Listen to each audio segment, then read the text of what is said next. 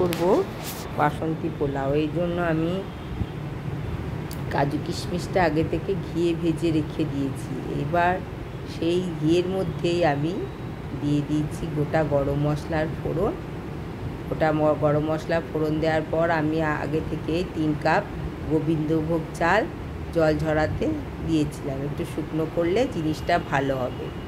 এবার ওইটা নেড়ে চেড়ে ওর মধ্যে একটু হলুদ দিলাম, আর আদা আর জিরে বাটাটাকে জলে ভিজিয়ে সেইটা ওর মধ্যে ভেজে নিয়েছিলাম।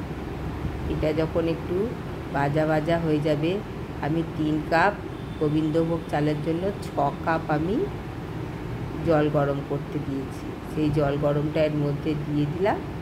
এরপর আমি এর মধ্যে নুন আর কাজু কিশমিশ ভাজা আর অল্প একটু ঘি দিয়ে ঢাকা দিয়ে দিলাম। এর পরবর্তী পর্যায়ে আমি এর মধ্যে মিষ্টি দিয়েছি, যে যার মতো স্বাদ অনুযায়ী মিষ্টিটা এর মধ্যে অ্যাড করে দেবো।